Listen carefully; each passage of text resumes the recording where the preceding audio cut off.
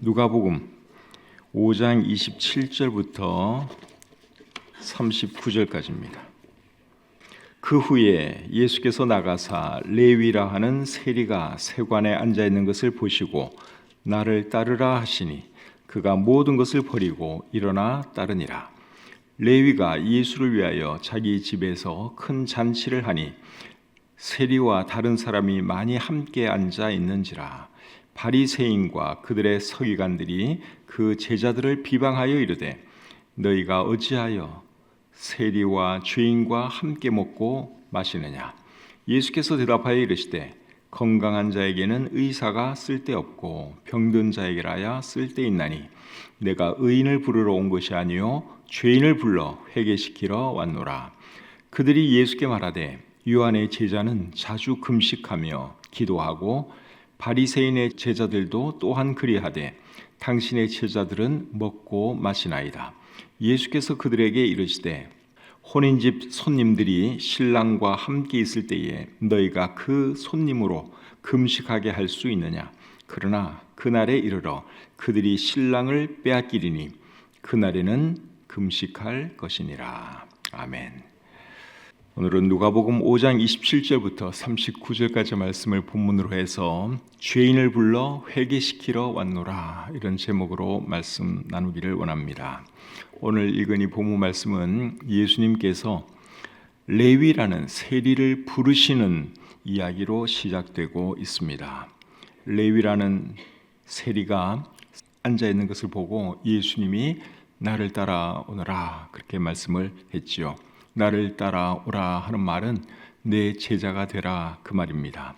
그 말을 듣고 세리가 어떻게 했습니까? 따라갔지요. 28절 말씀 다시 한번 읽어보겠습니다. 그가 모든 것을 버리고 일어나 따르니라. 이 세리가 참 대단하지 않습니까?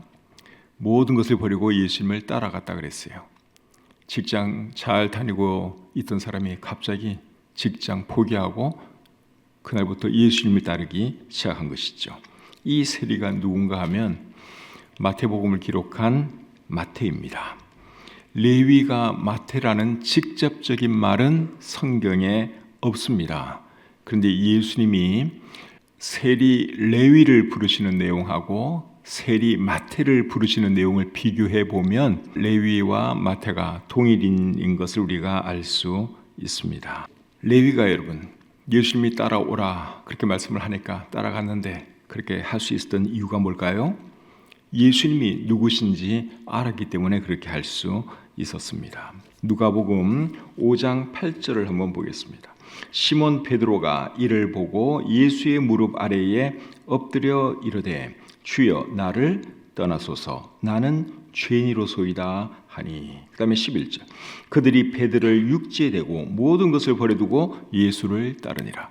베드로와 또 베드로의 친구들이 예수님을 따라간 그 이야기를 방금 읽었는데 베드로가 예수님을 따를 수 있었던 이유가 뭡니까?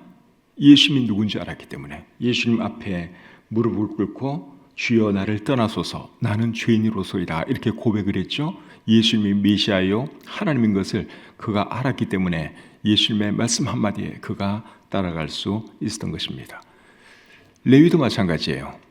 예수님에 대해서 이미 알고 있었고 그 예수님이 자기에게 따라오라 그러니까 이분 같으면 내가 따라갈 만한 가치가 있겠다. 이분을 위해서라면 내 직장 포기해도 되겠다. 이 생각을 하면서 예수님을 따라간 것이죠. 그런데 예수님이 누군지 알았다 해도 따라가는 것이 사실 쉬운 일은 아닙니다. 그런데도 베드로도 그렇고 레위도 그렇고 예수님을 따라간 것을 보면 이분들이 믿음이 정말 좋은 분들입니다. 우리가 예수님이 어떤 분인지 우리 잘 알잖아요. 근데 우리가 예수님을 위해서 어떤 결단 잘 못 내릴 때가 참 많죠. 근데 이분들은 직장 그냥 포기했어요. 그리고 예수님을 그날부터 따랐다고 하는 사실이죠. 믿음이 정말 좋은 사람들입니다. 믿음은 아는 것을 넘어서서 행동하는 것이 참 믿음입니다. 근데 우리의 믿음은 그냥 아는 것에 머무를 때가 굉장히 많죠. 행동으로까지는 옮겨지지 않을 때가 얼마나 많습니까? 근데 그거는 반쪽짜리 믿음이에요. 사실은 죽은 믿음이에요. 별 의미 없는 믿음이에요. 근데 이분들의 믿음은 알 뿐만 아니라 예수님의 말씀 한마디에 행동으로 옮겼다 하는 것이죠. 그래서 이분들이 대단한 사람들이다 하는 겁니다. 따라오라는 말을 듣고 예수님을 따라간 레위도 대단한 사람이지만 제가 볼 때는 세리를 제자로 부르신 예수님도 대단한 분이세요. 그 당시 세리는 사람들에게 좋은 소리 못 듣던 사람들입니다. 세리하면은 매국노 그런 의미였습니다. 세리하면 죄인, 사람들은 그렇게 인식을 했습니다. 그렇기 때문에 예수님이 세리를 제자로 두는 것은 그렇게 현명한 일이 아닙니다. 이왕이면 사람들로부터 칭찬 듣는 사람, 누가 봐도 와 하는 그런 사람을 제자로 둬야지 예수님도 함께 올라가는 것이지, 예수님이 세리를 제자로 두는 것은 이거는 누가 봐도 현명한 일이 아닙니다. 그런데도 예수님이 세리를 제자로 부르신 것을 보면 예수님도 정말 대단한 분이다 하는 것을 우리가 알 수 있죠. 예수님이 세리를 제자로 부른 것은 은혜라고 할 수 있습니다. 예수님께서 그에게 큰 은혜를 베풀어 주신 것이죠. 그리고 세리 레위가 예수님을 따른 것은 그의 믿음이라고 할 수 있겠지요. 그래서 구원은 하나님의 은혜와 사람의 믿음이 만날 때 이루어지는 것이다 하는 것을 우리가 알 수 있습니다. 에베소서 2장 8절을 보시면 너희는 그 은혜에 의하여 믿음으로 말미암아 구원을 받았나니, 하나님 입장에서는 은혜를 베풀어 주시는 것이고 사람 입장에서는 뭘 발휘한 것입니까? 믿음을 발휘한 것이죠. 그래서 하나님의 은혜와 사람의 믿음이 만날 때 구원의 역사가 이루어진다 하는 것이죠. 레위가 예수님의 제자가 되고 나서 예수님을 위해서 잔치를 열었습니다. 자, 본문 29절을 보겠습니다.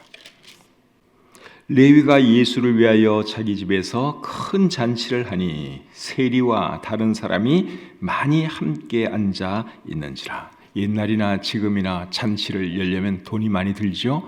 그럼에도 불구하고 레위가 예수님을 위해서 큰 잔치를 연 이유가 뭐겠습니까? 예수님이 너무너무 귀한 분이기 때문에 그렇게 한 것이죠. 예수님은 오늘날 저와 여러분들에게도 귀한 분 맞죠? 우리에게도 정말 예수님은 귀한 분이십니다. 우리가 만날 수 있는 분들 중에서 예수님보다 더 귀한 분은 이 세상에 한 사람도 없습니다. 예수님은 너무너무 귀한 분이시죠. 예수님이 죄인들과 먹고 마시는 것을 보고 바리새인들은 예수님을 비방했습니다. 자, 30절 또 보겠습니다. 바리새인과 그들의 서기관들이 그 제자들을 비방하여 이르되 너희가 어찌하여 세리와 죄인과 함께 먹고 마시느냐. 예수님을 비방했어요. 죄인들하고 먹고 마신다고. 바리새인들이 예수님을 비방했습니다. 그때 예수님이 유명한 말씀을 하십니다. 자, 31절, 32절 우리 한 목소리로 같이 한번 읽어보겠습니다. 시작. 예수께서 대답하여 이르시되 건강한 자에게는 의사가 쓸데없고 병든 자에게라야 쓸데있나니 내가 의인을 부르러 온 것이 아니요 죄인을 불러 회개시키러 왔노라. 예수님께서 어떤 사람들을 회개시키기 위해서 왔다 그랬습니까? 죄인들을 회개시키기 위해서 오셨다. 그렇게 말씀을 했지요. 어떤 사람들이 죄인일까요? 일단 세리같이 죄 많이 지은 사람들이 죄인인 것은 확실합니다. 세리가 죄인인 것은 그 당시 모든 사람들이 다 알고 있었습니다. 그러면 세리에 대해서 죄인이라고 생각하는 바리새인들은 어떨까요? 그 사람들은 죄인 아닐까요? 그 사람들도 똑같죠. 겉으로는 거룩해 보이고 의롭게 보인다 해도 그 속은 더럽고 추악한 것들로 가득 찬 죄인들이었습니다.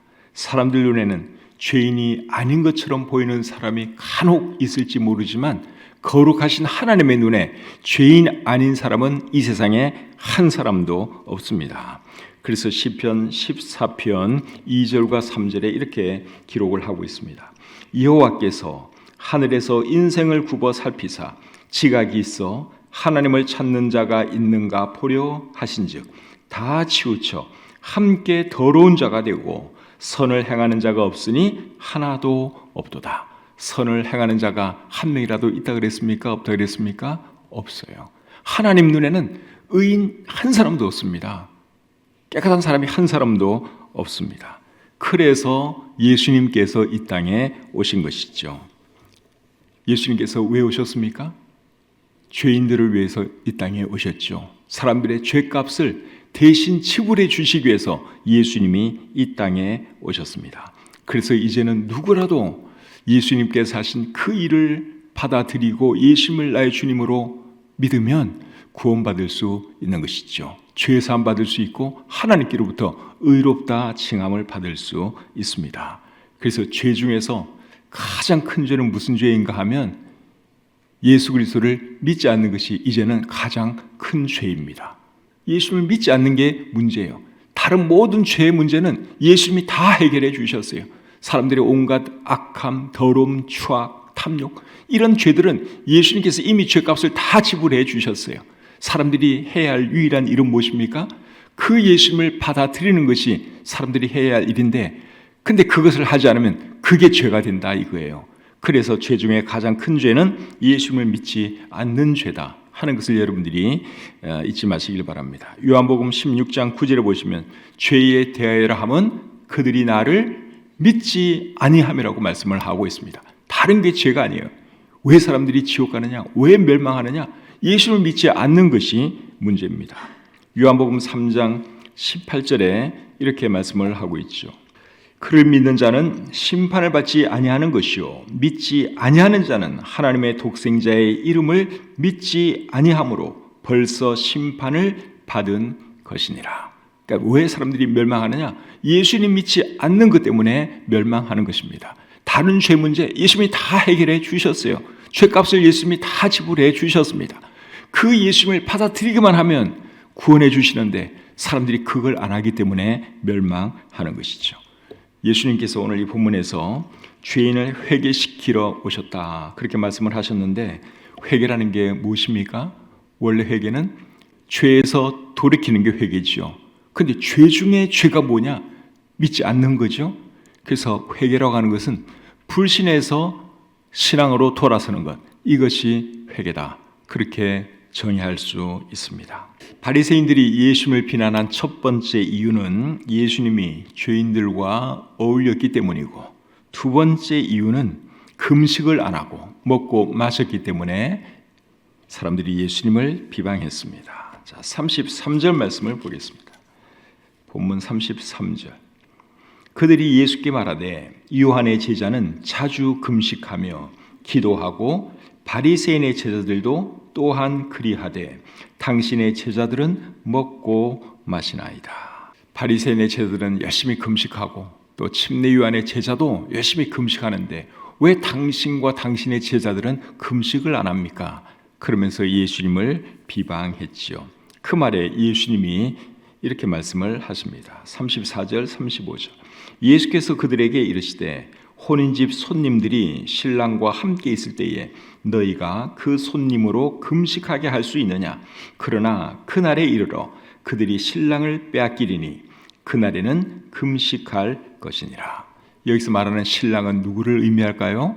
예수님을 의미하는 거예요. 그리고 신랑을 빼앗기는 것은 예수님께서 십자가에 달려 돌아가시는 것을 의미하지요. 그래서 예수님께서 하신 말씀의 핵심은 금식은 상황에 맞게 하는 것이다. 필요할 때 하는 것이다. 그것이 예수님께서 하신 말씀의 핵심입니다. 그런데 바리새인들은 금식을 어떻게 했습니까? 금식을 위한 금식을 했죠. 사람들에게 보이려고 금식을 했습니다.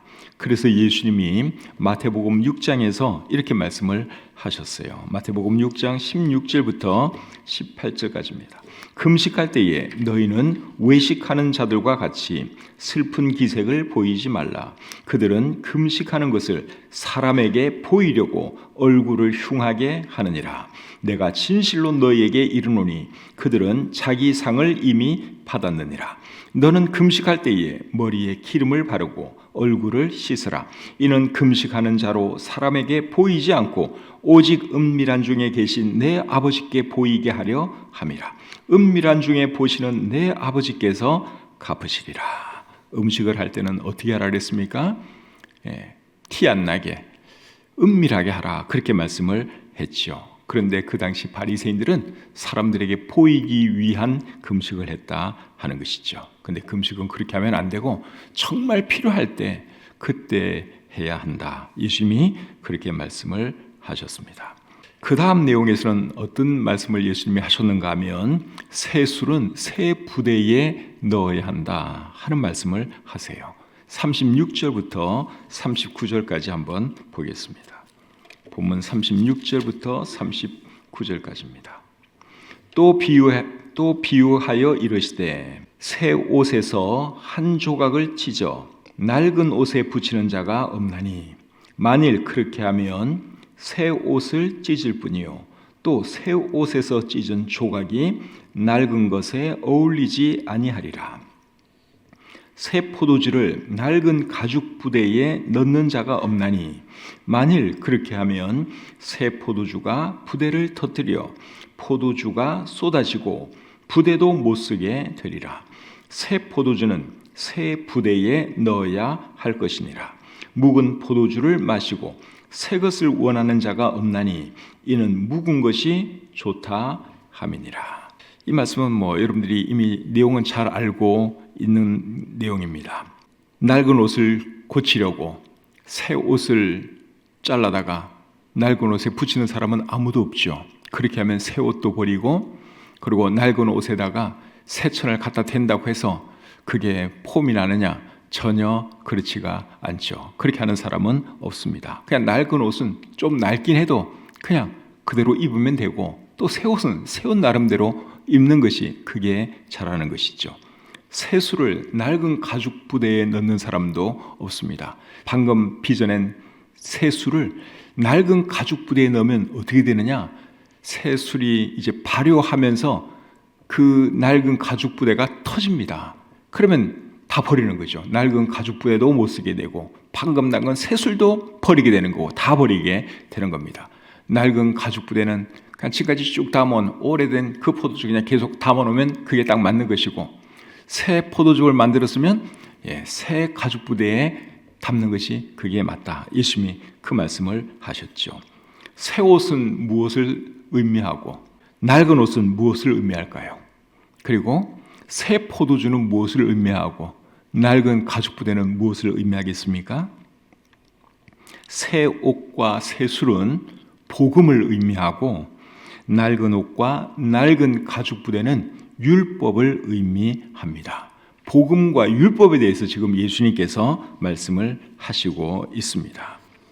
예수님께서 하시려는 말씀의 포인트는 뭔가 하면 율법도 좋은 것이고 복음도 좋은 것이지만 둘을 섞으면 안 된다. 그것이 예수님께서 하시고자 하는 말씀의 핵심입니다. 여러분, 율법과 복음을 섞으면 안 되는 이유가 뭘까요? 율법과 복음, 율법이 나쁜 게 아니죠. 율법은 좋은 거예요. 복음도 당연히 좋은 거죠. 그런데 이 둘을 섞으면 안 돼요. 왜 안 되느냐?